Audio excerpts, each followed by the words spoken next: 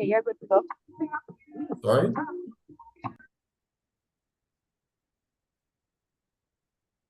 All right. Wonderful. Thank you. So I'm assuming, good evening, everyone. I'm assuming I'm live now. We had some technical glitches earlier on. Our famous assistant, Miss Williams, is in transit. But I'm happy to be here with you tonight, and we're going to have a lovely chat, all being well. I'm seeing that so far we have 4 persons on the Zoom itself. I see Miss Barrett, I see Miss Williams, I see Mr. McFarlane, and of course myself. So we're going to go right into, we're not going to waste any time because I have to jump on another call at 8 p.m. So we're going to get right into it. Good evening and welcome everyone, wherever you are around the world today. I know you're seeing us on Zoom, you're seeing us on YouTube, you're seeing us on Facebook and other social media platforms. It is my pleasure to be here tonight to talk to you about the next pivotal move we're going to make as a movement, as a political party. We're talking about Northeast St. Elizabeth making history in the next general election. And as you might not know, Northeast St. Elizabeth is comprised of 4 main divisions. One is called Braze River, and that's a political division which has a number of communities in it, including Elam, for example. There is Silo, there is Balaclava, and there is Santa Cruz.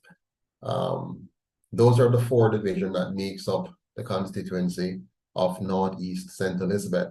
Now, while I'm going to be speaking specifically about that constituency of which I am a constituent, I'm a resident, this implies or has implications for the entire Jamaica, because when I do go to Parliament, while I'm speaking specifically on behalf of the people of Northeast St. Elizabeth, I'm also touching on issues of vital importance to all Jamaicans. So you're going to be, hearing me speak to things that will affect every single community across Jamaica. Now, I want to encourage you to like the show tonight and to share it and to write your comments in the comment section. And please, if you haven't already done so, go ahead and subscribe right now so that you will never miss another episode of UIC Liberty TV. As most of you know, about 11 years ago, I started this journey to give Jamaica an alternative to the current system of governance, which has failed her for nearly 80 years to date. You might recall that prior to self-governance in 1944, we were under colonial rule for nearly 400 years. So the colonizers had direct control of Jamaica. And then they began to transition that control somewhat to local Jamaicans in the late 1930s, and officially in 1944 when we first had what we call universal adult suffrage, where we had 1 man, 1 vote. So from 1944 until now, almost 80 years, we have had 2 political parties running this country. The same 2 parties have held power up until this point. Now, since I've started this journey about 11 years ago, it has been a long and tedious journey in an attempt to unite, liberate, and empower our people. My goal is for us to shake off the yoke of colonialism and the divisive, distracting, and deceptive partisan system of governance under which that system continues to enslave us. I know some Jamaicans believe that they're free, but the truth is all of us are still slaves. And that you'll understand if you listen to more and more of my presentations. To build this movement that we call the United Independence Congress of Jamaica, I first had to conceptualize, evaluate, and then design the system upon which we would stake our vision, mission, and manifesto. So between 2012 and 2014, the problem and the solution was fully defined and ventilated. Some people will say, hey, wait a minute, UIC has been around for 10, 11 years, how come you're not further ahead? It's a process. And if you want to have a strong and successful movement, you have to do the work that's necessary. So we spent the first couple of years defining the problem clearly and defining the solution and vetting them to make sure that we have covered all the bases. Now, you might ask yourself, what is the problem? The problem simply is the colonial constitution and its resulting system of governance. This system produces bad governance, and it must be replaced with one that would bring us good governance. The solution is what we have defined as a non-partisan constitutional republic that would naturally unite the people, liberate the people, and empower the people to realize their full potential, free from any form of coercion. All the political systems around the world today are built on the premise that a small number of people know what's best for everybody else, and they seek to imprint that on them. The UIC has a very different vision. We want to ensure that we empower the people by liberating them mentally and economically to achieve their full potential. So as I said before, between 2012 and 2014, we focused on conceptualizing, defining clearly the vision, the mission, developing the manifesto, and trying to bulletproof it to make sure we've covered all the bases. By the end of 2015, we were ready to launch the idea on the ground in my community of Northeast St. Elizabeth. We did that on December 31st, 2015. A group of about 100+ persons drawn from different communities and some across the country. We had persons from Montego Bay, Kingston, St. Catherine, Hanover. And we got together and had a big event where we, on my lawns actually, where we talked about what we were trying to do and why it was so important. Shortly after that, we had an election in February 2016. So December, January, February 2016, there was an election. In that election, we floated the idea in my constituency of Northeast St. Elizabeth as an independent candidate. The movement then began to take shape after that election as we attracted now membership interest across the country. And this was very important because now a number of persons are hearing about the UIC for the first time during the excitement of the 2016 election, and I was an independent candidate. So we attracted new people, new voices, new thought processes, and that led us to incorporating the UIC as a nonprofit at the company's office. And we attempted then in 2017 to open a bank account with a number of major commercial banks. We were flatly rejected by all of these banks on the premise that we need to do what no other political party was required to do. We needed, they said, to prove where every donor got the money from that they donated. This was a very impossible bar for us to scale. And so year after year, we were rejected, whether it's CIBC or NCB or JMMB or Victoria Neutral, we were denied a bank account by all of them. This was, by the way, weaponizing our banking system against the people of Jamaica. By them denying us a bank account, they have made it difficult for us to raise funds effectively and to not be open up to all kind of innuendos and later on to be attacked on these very grounds. In 2017, our membership voted at our annual members congress to officially register as a political party on the fact that we now have new laws that required all parties to so register if they wish to contest elections with their name on the ballot. I personally led this initiative with my wife, Charlotte, and we secured over 1,300 signatories over the course of 2018. A whole heap of knock on doors, a whole heap of late night on the street, all over the place, just getting persons to say, yes, they wanted an alternative to what exists. And we met all the requirements of the ECJ, the Electoral Commission of Jamaica. We both put up the registration money required and then spent the next 10 months battling with the ECJ, the Electoral Commission of Jamaica, to approve our registration. Now, bear in mind that the ECJ is stacked by the two Colonial Parties. They control the board completely, right? It's evenly stacked with those two parties.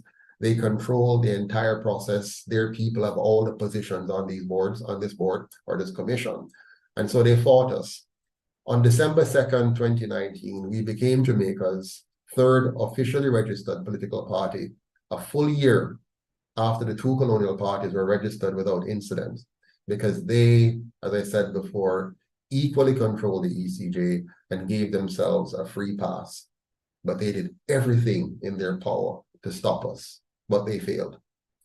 Now, time really flies. By February 2020, notice how quickly we covered, from 2012, 12, 13, 14, 15, 16, 17, 18, 19. Look at that, right? So 2020, Mrs. Patterson and I returned to Jamaica after spending some time in Ghana, Africa, where I was carefully studying the socioeconomic challenges and the political system to confirm my theory that the two were suffering from the same results of embracing a colonial system of governance, a colonial system that is partisan politics and which is anti-republican principles. Now, it's very important to understand those two pieces. One, Ghana, Africa, which has 30 million Africans that are very much similar to Jamaicans. If you go there and live among them, you'll see we have very similar tendencies. But worse than that, we have very similar economic and political failings because we have embraced a Eurocentric colonial ideal of politics, which only serves to divide our people and distract our people so others can come in and work with our corrupt leaders to extract our wealth from us. And that has happened in Ghana and Africa and many other countries, and it is happening in Jamaica. So that was 2020 when we came back in February from Africa. Then COVID struck shortly thereafter. We, in fact, on our way from Africa, the beginning stages were happening where we had special rules about going on the airplane and they were screening and checking your temperature and so on, and the flight was delayed and all of that. Nevertheless, we made it home that year. You will recall that it was during 2021 that the UIC really came into its own when the government, the opposition, and the PSOJ oligarchs working through their employers proved without a doubt that we cannot trust the colonial system of governance. They proved that this system allows them to do things that no government and no employer should ever be allowed to do. They made it clear that they're willing to trample on our right to freedom of choice, our right to freedom of speech, our right to freedom of movement, our right to freedom of assembly, and our right to freedom of association, in order to advance the interest of their colonial masters for whatever amount of monies they could get to do it. Our government, and I shouldn't even say our government, the PSOJ oligarchs government, the colonial masters government, that we're tricked into believing that we have voted for, they will do anything to us so long as there's a dollar value associated with it. And that's what we experienced in 2021. The UIC under my leadership made it crystal clear that we would not and never stand by and allow the rights and freedom of the Jamaican people to be trampled upon without a fight. So we started the Walk for Liberty campaign, which led to the March on Gordon House, for which I was abducted, abused, and jailed by the security forces. And they even attempted to deny me bail. But the people demanded my release, and my wife, my uncle, and perfect strangers did not rest until later that night I was freed. Since then, 3 local government elections were postponed, and my trial dates were month after month postponed by the government because it was running scared. It saw that the UIC had tapped into a small, latent energy of the people that was just waiting to explode. So the powers that be did everything in their power to kill the UIC before any election would be called. And that is why to this date you have not yet had an election. They have to make sure that they completely obliterate the UIC from your memory, from your consciousness, and from your desire for change. They practically blocked us from all traditional media in various ways. They shadow banned us on social media in ways you don't even understand, how they can go behind the scene and pay to have the algorithm treat us differently from it would treat some other organization. They sent infiltrators into our movement to attempt a coup. They used social media influencers to spread lies and propaganda. They mounted a Joe Must Go campaign to assassinate my character. They used the fact that they will not give us a bank account to try and tarnish my reputation. They raise up plans after plans inside the movement that they sent to even befriend me and try to pull me down. They play upon the minds of the ignorant and those who hate accountability to poison them against me. But all of these tactics have failed. Even though they may hurt, they have failed. Yes, they have damaged the UIC, they have slowed our process, but we're not going away. We keep coming back. We spring up again. Every time they clip us, we keep springing back. And while we're struggling, we're not giving up. Now, in 2022, after much frustration caused by some of the plans they placed into our organization, in our very board, I resigned and then reversed my decision based on the demands of our members, who then quickly voted no confidence in the then board, dismissed the board, and we elected a new board. This action flushed out most of the detractors and made it clear who were the imposters. But whether inside or outside, they have been relentless in their quest to destroy me and by extension destroy this movement. But we're not going to let them. In July of this year, 2023, the most deceptive of them all showed her true colors and launched a vicious attack that she hoped would eliminate me permanently. You can just imagine how she felt when in September I decided to retire from public life. It was the most difficult decision, but after more than 10 years at the helm, the neglect of my family, the neglect of my health, the neglect of my finances, I needed the break. But Dr. Michael Harvey, one of our longest serving board members, said it well. He said that he knows that what I'm really saying is that I need the other members on the National Executive Council to step up. The truth is, the tedious work of the UIC has never been even slightly equally distributed among our leadership. If you were to get a real inside view, you'd be shocked at the size of the load which is carried by a very few. As a matter of fact, there are some who even join us as candidates, and they would do nothing more than sit around and wait for us to raise funds and then ask, where is it? Why aren't you giving it to us? They would not even go into their communities and do a simple activity and take pictures and videos and send it in. But they're the first to criticize and the first to quit and the first to go out and try to slander me or the organization. But yet still, we're still here and we're not giving up.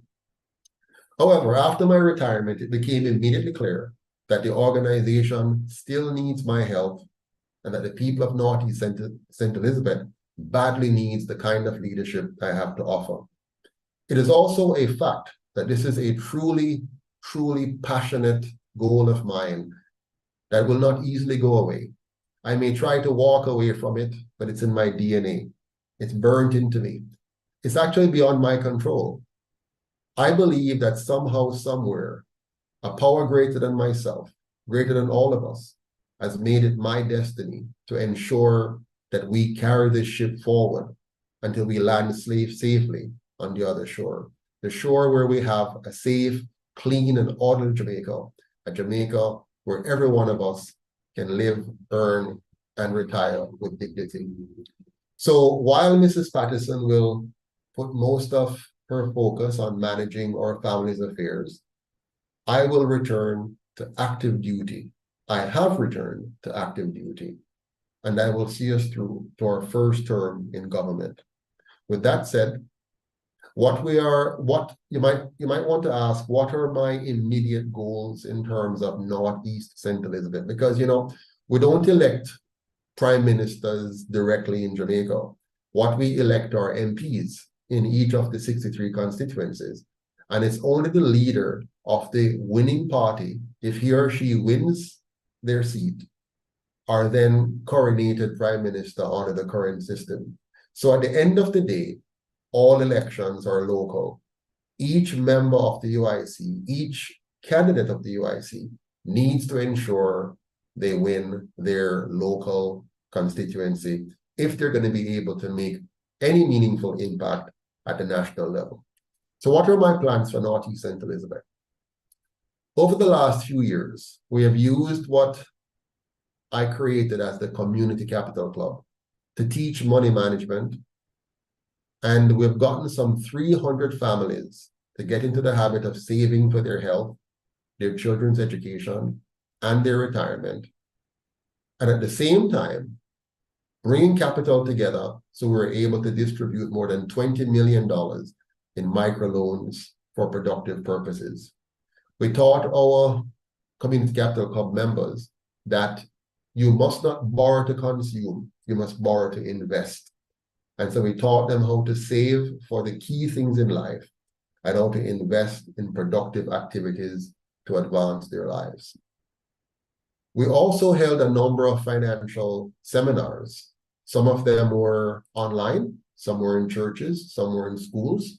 We used this to bring up the level of financial literacy in this constituency.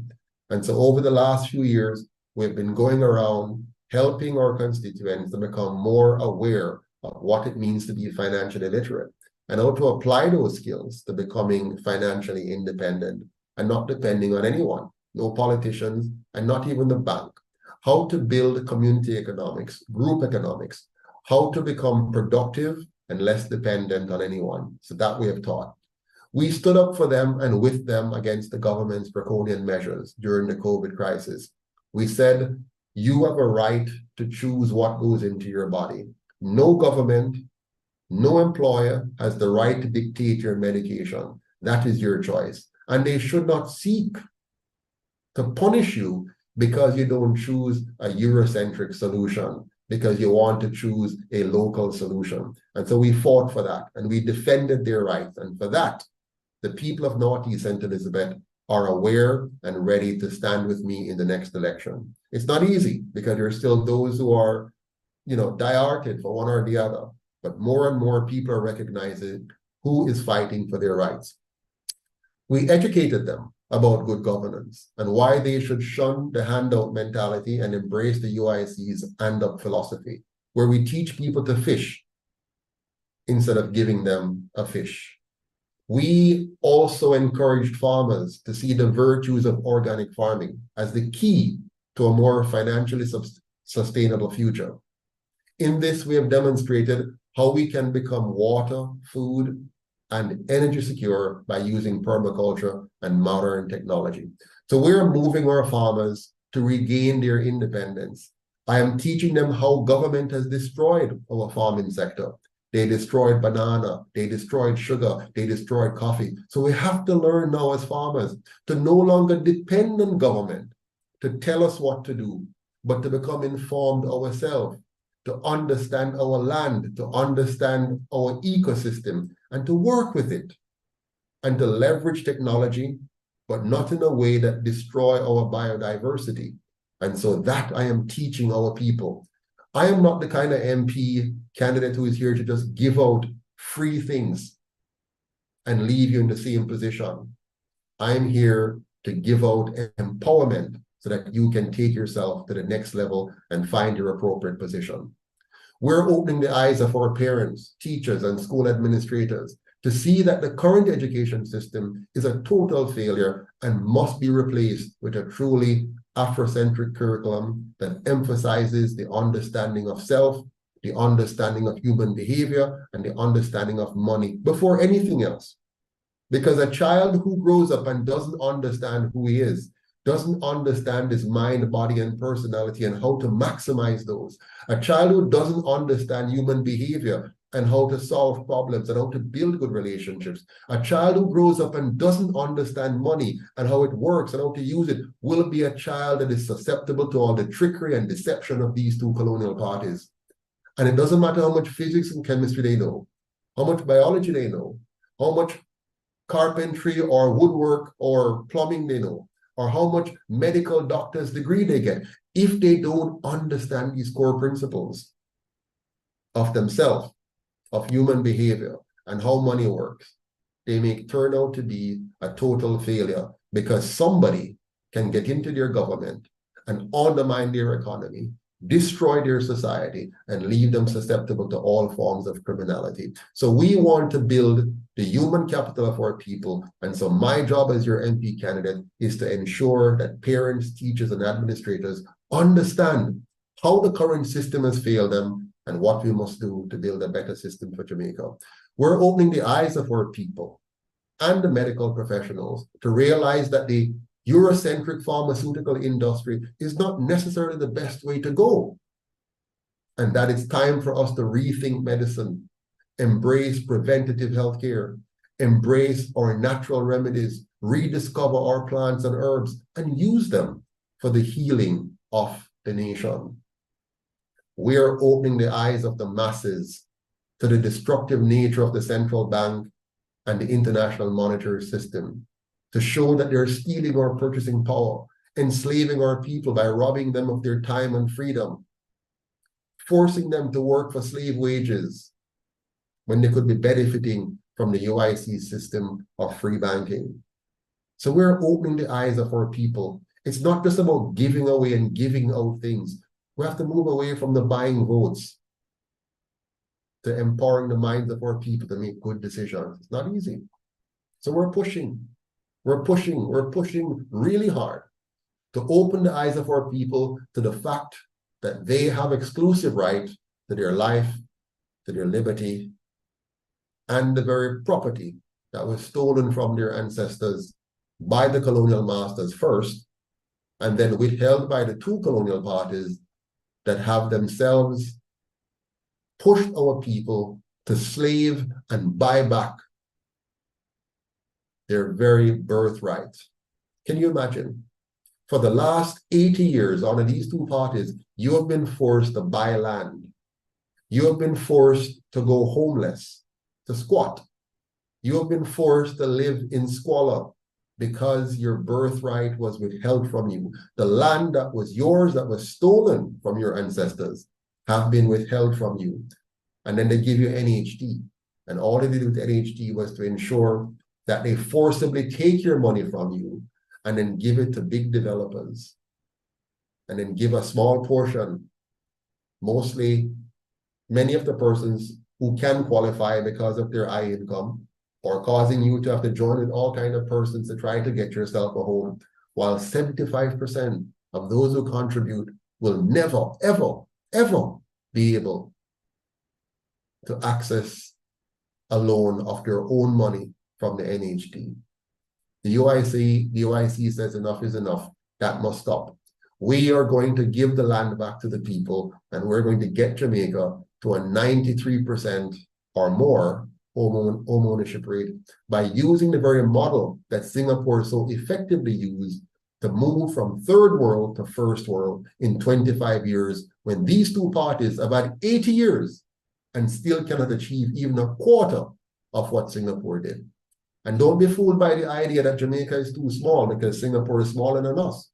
They're 1/15th our size, and they've achieved 1,000 more than we have done.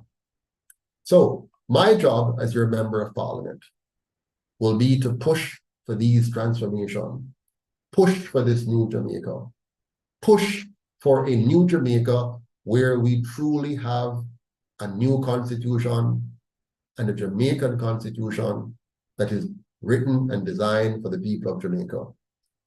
And while we're doing this, I'm going to ensure, as your member of parliament, I'm going to ensure that you have access to clean water and healthy foods. I'm going to push to ensure you have well-maintained roads and flood prevention infrastructure. I'm going to ensure that I push for adequate policing and fire service so that you don't have your house burning down and waiting for 30 minutes for an ambulance to come from Black River when you're all the way up here in Bogue, St. Elizabeth. I'm going to push for decent, affordable housing and proper health care dignified healthcare for every single Jamaican. I'm going to push for empowering and building our students through a modern education, an education which focuses on them understanding themselves, understanding human behavior, and understanding money, and applying this to all the other disciplines in a way that makes them the envy of the world. Our children must become more competitive. They must become creators.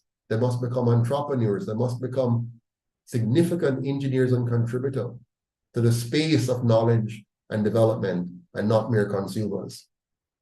I'm going to push for clean and beautiful communities with nice parks, playgrounds for the kids, toddlers and teenagers and so on, for clean and decent markets, and for regular garbage pickups. I want a Jamaica that makes you feel proud when you step out of your door every day. I'm going to push for public transportation that is accessible, affordable, and reliable. Most importantly, I'm going to push for a free and fair market economy, one with an abundance of business and employment opportunities for all, young and old alike.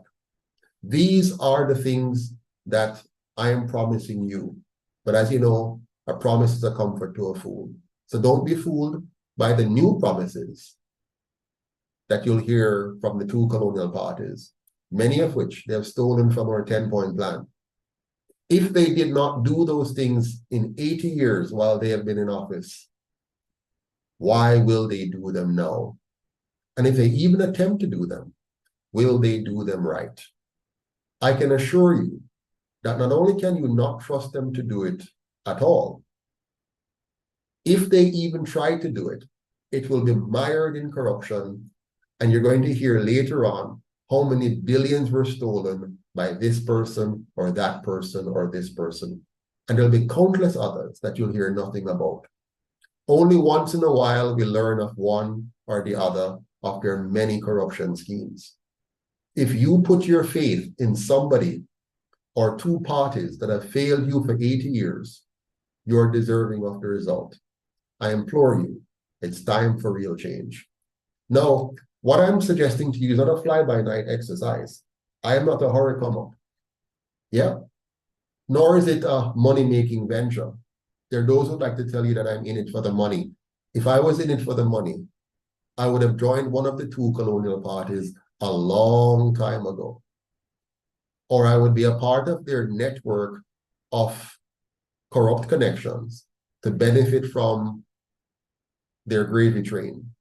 No, I'm in this for real, and only a foolish person would think otherwise. Just look at my track record. Look at what I've done. There's no way that I could be in this for the money. Absolutely none. So anyone you hear trying to desperately get you to believe otherwise and to defame me, take a good look at their track record, and you'd quickly be able to dismiss them and move on. With that said, let us get to work. Let's join hands right now. Let's join hearts right now in this big, grand mission of ours to create the world's first modern, non-partisan constitutional republic of Jamaica. Yes, we're going to create for the world the best, boldest, and most effective and efficient constitutional republic they have ever seen. America and the American people will look at us and marvel and say, wow, we came so close to having this, but those Jamaicans have gone all the way. They're showing us what a real republic should look like. China will recognize you don't have to be draconian like they have been. You don't have to be afraid of business like they have been. Instead, you can build a constitution, you can build a governance model that protects individual liberty, that protects the people's rights, and at the same time, provide them with a safe, clean, and orderly environment that allows them to self-actualize. That is what the UIC is about, and that's what we're going to create. So I want to invite you to partner with me to win Northeast St. Elizabeth in the next general elections. To do this, we have to raise approximately $12 million, or about 80,000 US dollars.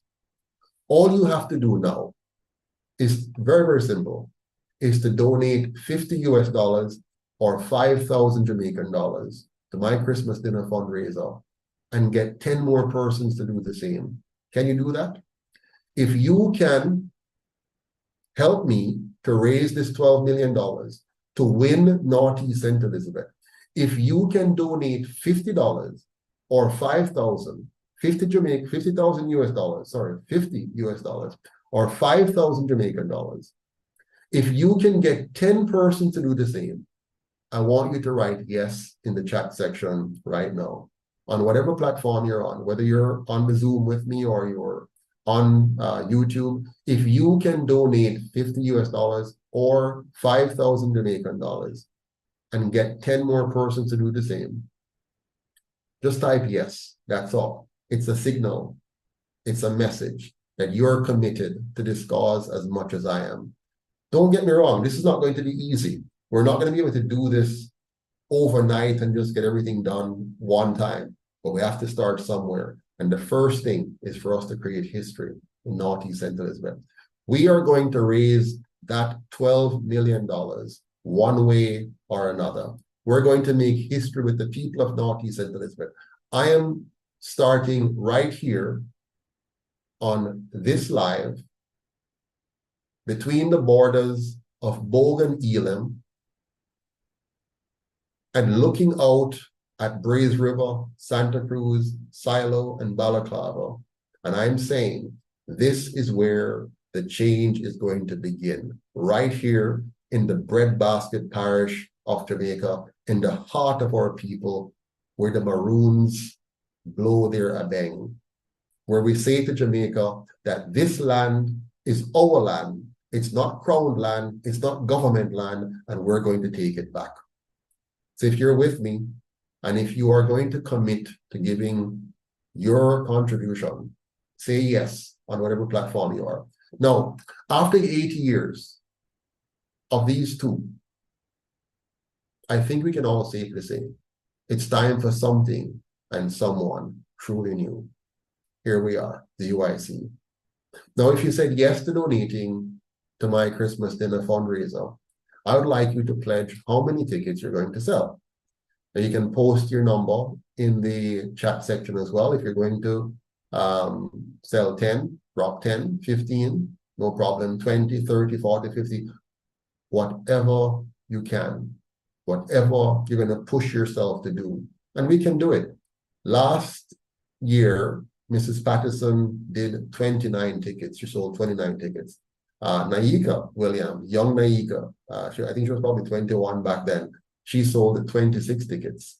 Our Uncle Keith sold about 26 tickets as well, and others, you know. So we can do this. Together we can do it. We all know 10 or 20 persons in the diaspora we can convince to donate 50 US dollars or more. And I'm sure we all know 10 or 20 persons in Jamaica we can convince to buy a ticket for 5,000 Jamaican dollars, even if they cannot attend physically. Let everybody know that we will have a Zoom link and everyone who wants to attend can attend online and see what is going on. One more thing. I will personally be giving a special B-Suite Jamaica gift. We call it the B-Suite Jamaica Honey Gift Box that Ms. Patterson loves to put together.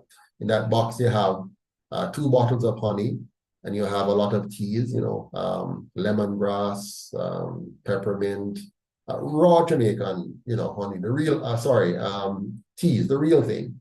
You know, there's so many different ones, Cersei and so on. But she's going to make sure you have a lovely gift box. And I'm going to give that special gift box to whoever sells the most tickets for this fundraiser. And I'm looking forward to personally sending that to you.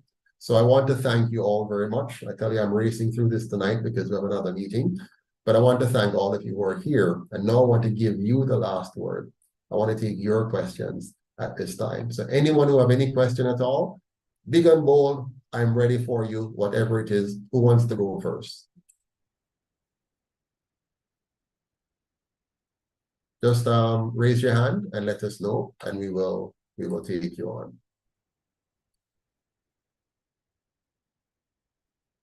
Raise your hand, please, if you have a question or you want to make a comment. And let me say a big thanks to Dr. Coretta, our interim president, for being one of the first to say yes, and to I think you're doing 10, and Claudia Barrett for your 10 as well. Big up, Claudia, and Vernon McFarlane on this end. Yes, so go ahead. Who wants to ask the first question or raise a comment? You have 30 seconds because we have to give as many persons a chance as possible. Mr. Vernon McFarlane is asking, can someone get in touch with him regarding fundraising? I have sent 2 emails with no response. All right, Ms. Williams, could you please make a note of that and get in touch with Mr. McFarlane? Thank you so much. Dr. Coretta, you have the first of the last words. Oh, good night, Mr. Chairman. How are you? Fine, thank you. How are you? Good, thanks. Good night to everyone. I want to know, so you're not going to share the money, sir? You mean the fundraiser? Yeah, remember, I would love to get some of that for even my own community. Remember, I want to know if I remember there was some sort of, I heard about an incentive. I don't know if it's still there. It is. Can you share Sure. that? Thanks. So my apologies for missing that. So all of our candidates who sell tickets, you're getting 5% of your tickets to go to your own campaign. So anyone, please make sure you tell us who your people are. So if you bring someone in, let Miss Williams know who you've brought in. We're keeping a tab and we're going to give out not only the award, but also 5% to each of the candidates based on your own contribution to the process. Thank you for that. Great. Anyone else? And let me know if there's any questions on the other platform, Naika. You can just tell me if you're seeing any on the others and I will take them as well. Let me see here. Okay. Or any other questions or comments from anyone? Don't be shy, let's use this opportunity wisely. We have about a little bit over 15 minutes. No, less than, 15 minutes. Please, let me hear your questions. Can you hear me?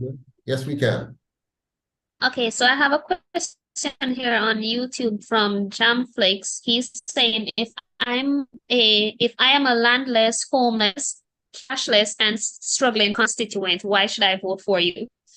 Oh, well, if you're a landless constituent, well, I'm the only candidate in the entire, well, not the UIC is the only movement, the only political party which is advocating for you to get your land that was stolen from your ancestors. So you have every incentive to vote for us, and also not just to vote, but to volunteer to help. I always think about the slaves during the efforts by some of them to escape the plantation. Many were in terrible conditions, but they all had to cooperate to free themselves from slavery. So no matter what condition you're in, no matter what condition I'm in, we must all do our best to free ourselves from the condition of slavery we're currently in. So that's my reason why you need to vote UIC and also volunteer. Next question. Okay, here's an interesting one. Given that the PSOJ will promise the world, what are some of your tangibles? Okay, well, we just went through a few of them. Now, when you say tangibles, you have to understand how government works. You have to be in government to access tax dollars to direct them to the different initiatives that you want to, right? So currently our government pulls in a tremendous amount of money and they direct it to what they think is important. And at the end of the day, leave many of us poor. My tangibles is that we're going to focus on the initiatives I've outlined. So you're going to have water, food, and energy security. You're going to have an infrastructure that supports your well-being. You're going to have an economy which is free and fair, which allows you to achieve your maximum potential. So these are the tangibles I'm offering. And we all have to work together for making that happen. Next. Last one. Mr. Michael Brown is asking, how many candidates do you have to run in the next general election? We currently have about 6 candidates at the moment, and there are still others being vetted. The UIC is always vetting candidates. So, and people come on and they drop off because here's what happened. A person raised their hand and said, I want to be a candidate. That's the first step. Then you say, okay, fill out the application. That's the second step.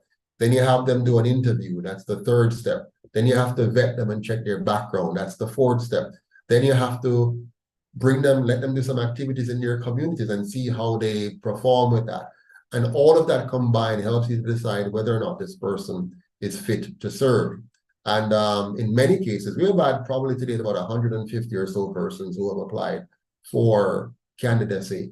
And many of those persons did not have the competences needed. For example, many could not follow the process, the process of being vetted. They couldn't go through. Some could not fill out the applications. Some could not do any activities in their community that tells you what their competencies are. So we have to look at all of these things, right? And when we then say no to somebody, sometimes they become very aggressive and very vile, you know, and that's very tricky. But we do our best to try to manage that. Next question. Oh, that was the last one. Anyone else on that wants to ask a question or make a comment? You might have a comment today. You might want to say, Mr. Patterson, I've listened to you and I have absolutely no confidence in what you have to say, or vice versa. So please feel free to share. My back is broad, I can take it.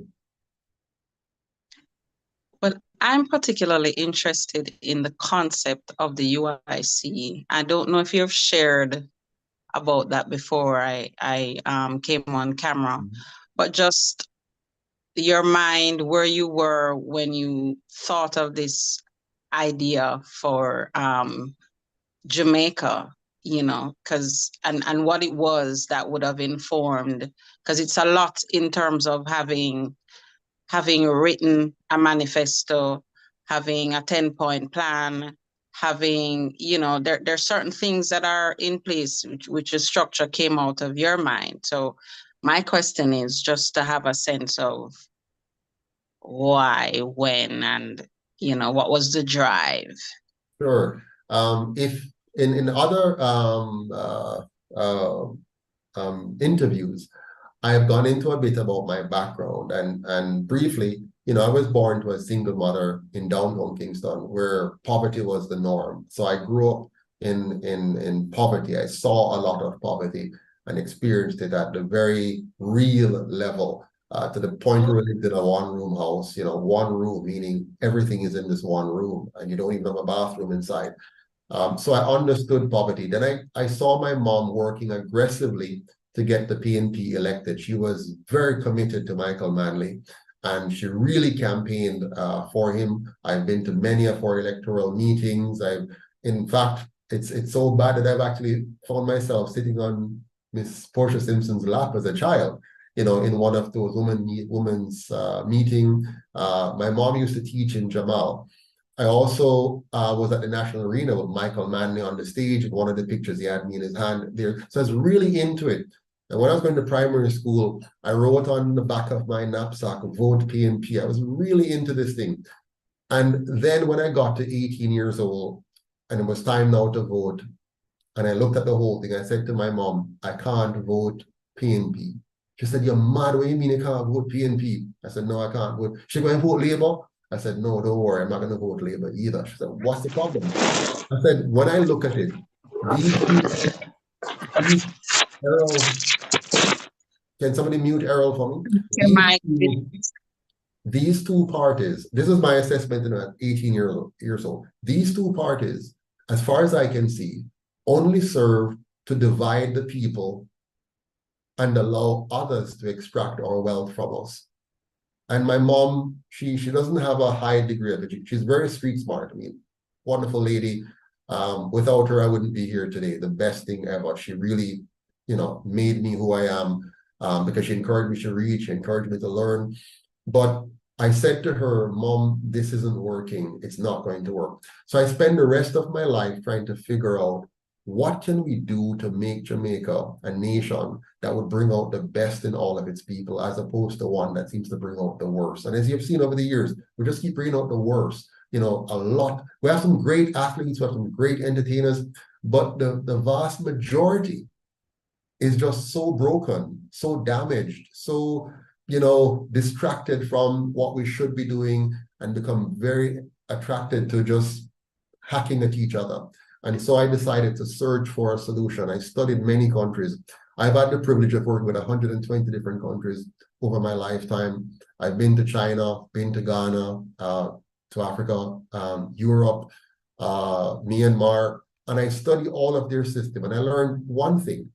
Every time the colonial masters leave a country, they always sow the seed of division in that country, whether it's religious division or political party division, but they sow something to divide the people. So I said, we must build a system that is unifying. That's number one. So that's not going to work. Number two, they all build system where those in power feel that they're better than and bigger than everybody else, and they can just implant on them and say, this is what you must do that. I said, no, I want a system that is going to liberate people and allow us to see the genius come out of them, rather than one that puts them in a straitjacket, whether it's education or healthcare or economics. Let's free the people and allow them to be their best. But you want to make sure you're putting some guardrails. And the guardrails are, A, a police service that is germane to the population, that's going to be a part of the community, that helps the child from the beginning to respect law and order, respect everybody else's rights.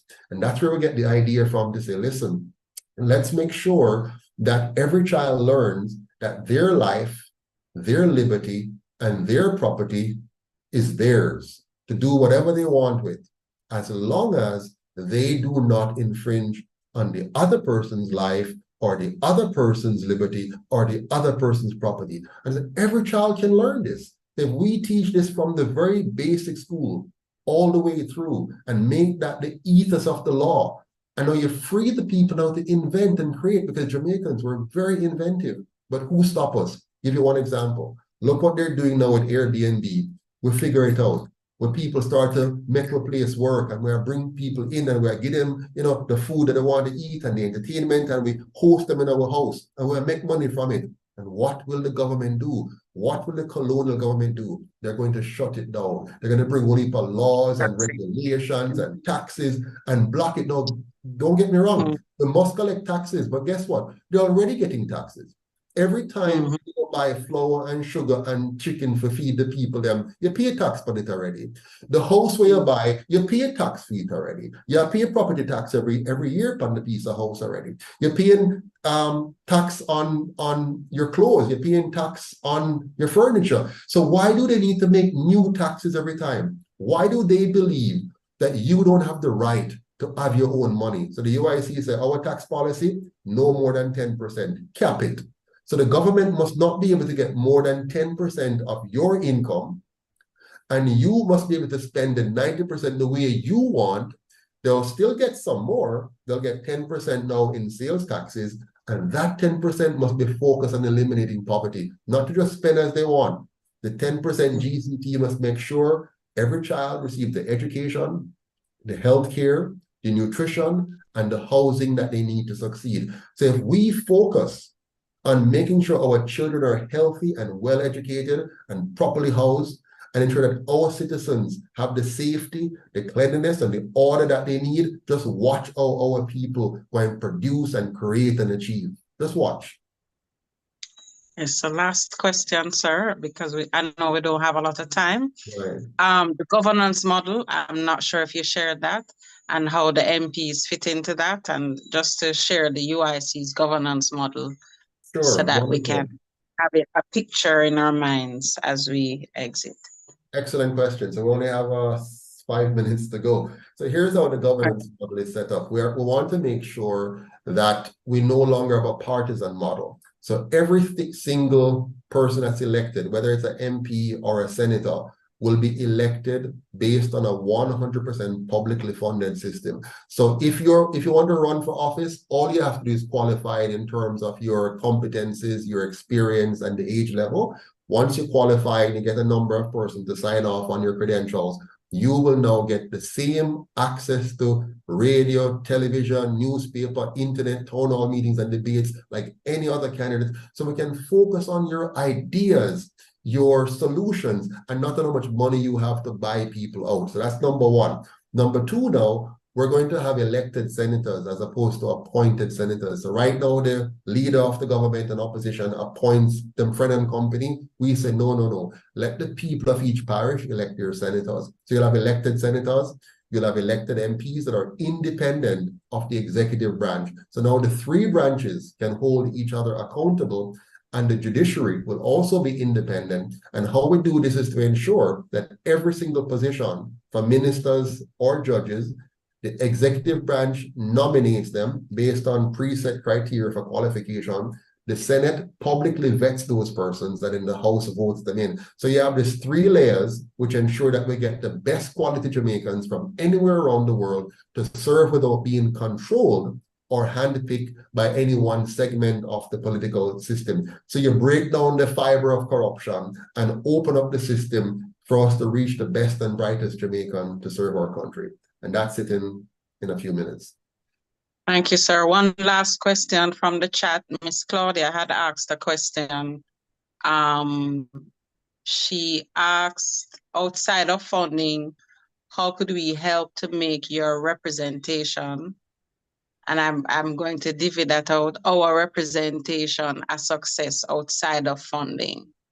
Oh, well, volunteering. When you volunteer and you share the word, when you sign up with a candidate and help that candidate to plan how to get through the community. Like in my constituency, I'm building teams in every single one of my polling divisions. I'm putting a team of 12 in every one, 2 indoor, 2 outdoor agents, a couple of drivers, couple of conductors, if you will. We have a team for every single division. Now, those were volunteers. What we need, though, when you have volunteers in Jamaica, you have to provide them some kind of funding. At a minimum, transportation and food and data. Yeah, so they need to be able to talk to you by phone. You can't reach everybody over a large, bandwidth. So you must give them data on their phone. You must give them food that them not starve, and you must, give them transportation to get back to and from their homes. If you can't do that, you can't have volunteers, because the volunteers in many cases can't afford it. You understand? The richer people stay home. It's the poorer people who are volunteering most of the time.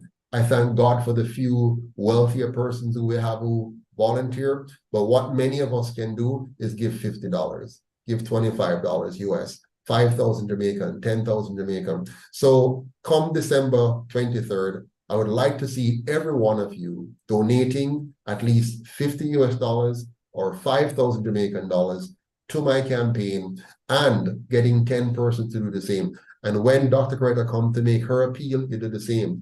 When Winston Wright comes, you do the same. When Chase comes, you do the same. When Vincenza Crawford comes, you do the same. When Mr. Barnett comes, you do the same. Do the same for all of it. And make sure on election day, we have 6 seats at least in Parliament. 6. Now, if we have 6 seats, here's the kicker. The 2 parties are going to have a close election. If they win, let's say 30 seats each, and we win 3, neither of them can form the government without we.